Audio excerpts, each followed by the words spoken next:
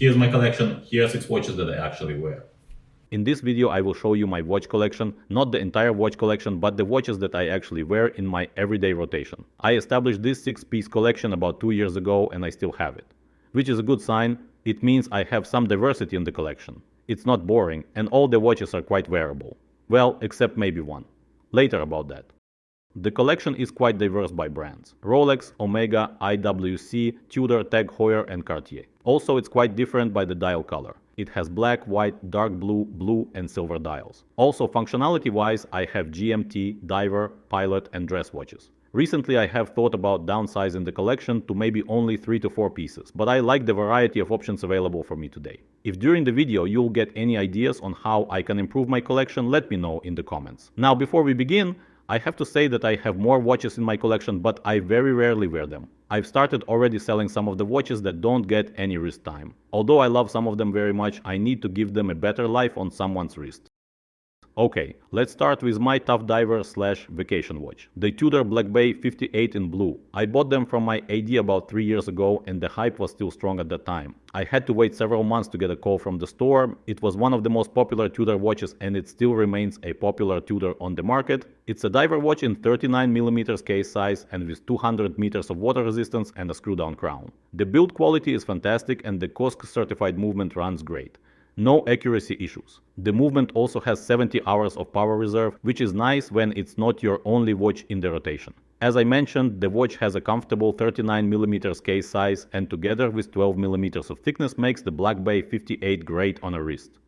The watch is kinda strap monster, so I tried wearing it on different straps including NATO, but eventually I came back to the bracelet, which I find very comfortable for me. This is the fake rivet style tapered bracelet with no T-fit clasp or any on-the-fly micro adjustment. I think that the bracelet is made well and it is comfortable. There's a chance that Tudor will upgrade the Black Bay 58 models with a T-fit clasp and possibly Metas, Master Chronometer certified movement. I wasn't babying this watch. It saw more than just an office desk and laptop. I traveled with it, swam in pools and the ocean, and took it to a water park and mountain hikes. The bracelet got its fair share of scratches, but the case and bezel are surprisingly in a pretty good condition considering all that. The Black Bay 58 stood the test of time for me. I think it's one of the best Tudor watches you can buy, and overall it's a very good watch for the money on the market today. Easy can be your one and only.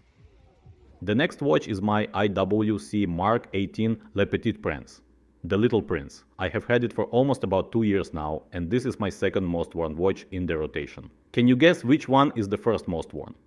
I always liked IWC as a brand and particularly liked the Mark line, but I wasn't planning to buy one. Then I got this Mark 18 for a review and fell in love with the design, simplicity and contrast of the dial. The dark blue dial turns black in certain lights, which makes the watch even more interesting. The Mark 18 is not a small watch. It has a wearable 40mm case size and it's only 11mm thick, which is great. The 50mm lug-to-lug though make it wear bigger than it is. But for a pilot watch it's normal to be on a bit of a larger side. The watch is not ideal though. It's interesting because I was doing a review about this watch, so I had a chance to spend some time with it and I did see all those imperfections. I still wanted it despite those things, but I admit that the new Mark 20 is a much better watch if we compare the specs. I actually have a full video about those quirks and issues of the Mark 18. Check it out if you want to know more. This IWC Mark 18 has 60 meters of water resistance and a screw down crown. Now I don't take this watch anywhere for swimming specifically, but if I happen to have this watch with me for any light swim activities, I would take it with no problem. This model, being a pilot watch, has a strong place in my collection. It is a casual style watch for sure, but I also easily can wear it as a dress watch when I don't want to be too dressy. The next watch is my Omega Railmaster. I am celebrating the 2-year anniversary with this watch and it's been great. Omega Railmaster is not the obvious choice when it comes to Omega watches. People usually go for the much more popular models like the Seamaster 300 or the Speedmaster Professional, the legendary Moonwatch. It is very understandable. Both are incredible watches and great choices. But the Railmaster is one of those under-radar models that you don't choose unless you really like it. Mine gray / metallic dial color variant is probably the most bland and boring watch you can find. But when I first tried it on my wrist, I was surprised how well it fit and how interesting the dial is. The perfect symmetry and simplicity of the dial are something that I was drawn to. I took photos of the watch on my wrist and went on with my life. But I kept thinking about that Railmaster and a year later I picked it up from my AD. Today it's my third most worn watch.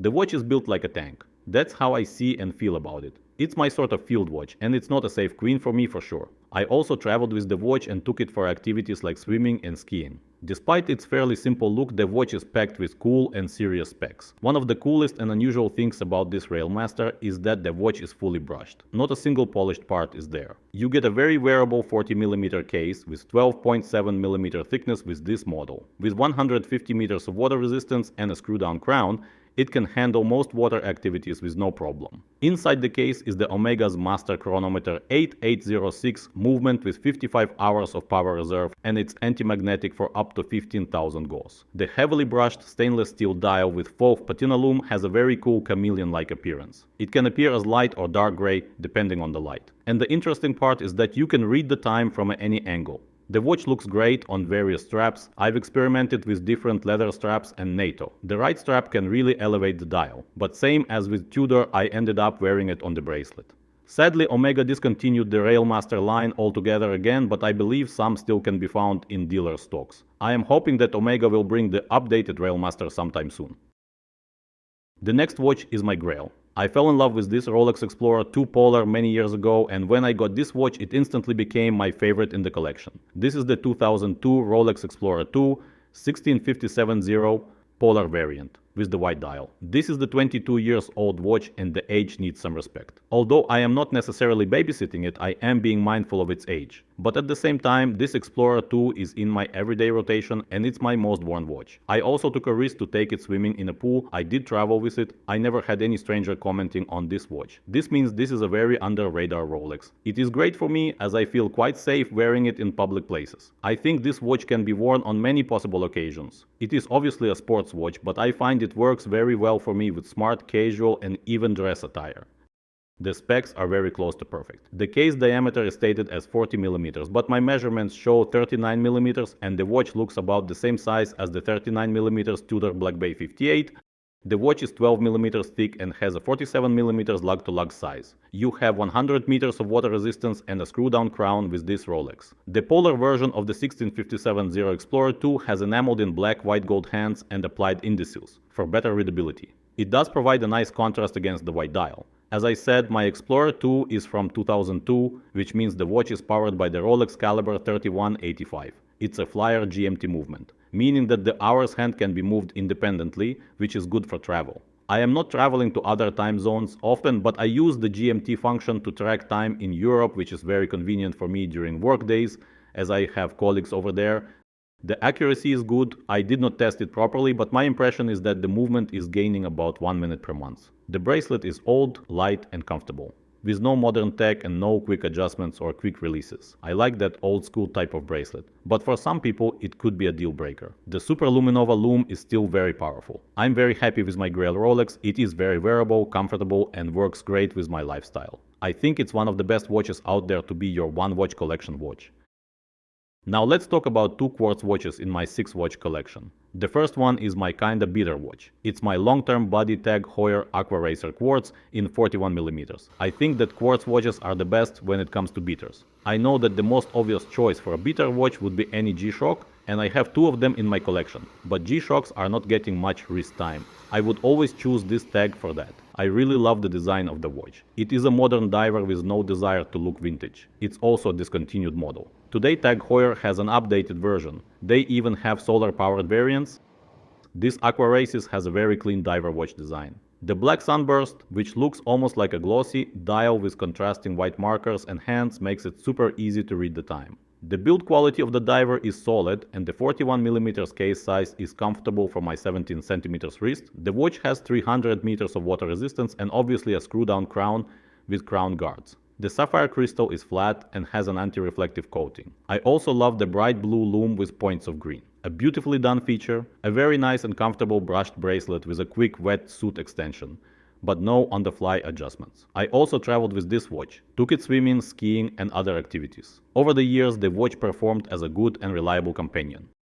Now let's talk about my Cartier Tank Must Large, which is another quartz watch. This is the watch that gets the least amount of wrist time among all these 6 pieces. I do love that Cartier and I think that Tank is a great watch, but it's not getting as much wrist time as I thought it would.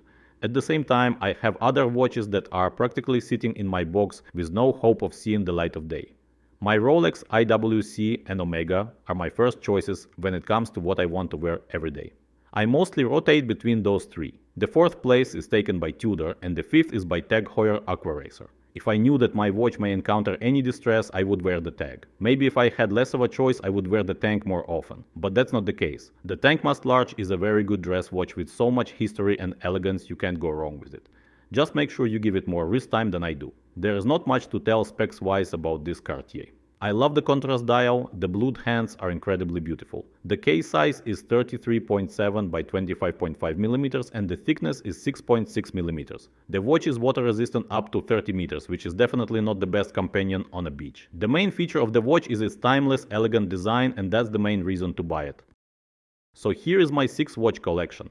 This is my core collection. Watches that I wear in my everyday rotation. Some more often and some less often. I would love to hear your thoughts on the collection. As I said, I am thinking about optimizing the collection to maybe even fewer watches. So if you have any suggestions on what to keep, what to sell, and maybe something would be nice to add. Here are some of the watches I would love to have in the collection. Girard Perregaux, Laureato, JLC Reverso, Omega Speedmaster. Let me know what you think. Also, if you are curious about the Winder I have my watches in. It's from a company called Enigwatch and I made a review about it. I hope this video was interesting and entertaining. I would be happy if my overview would help you on your watch collecting journey. If you liked the video, consider subscribing. I will see you next time. Bye now and take care.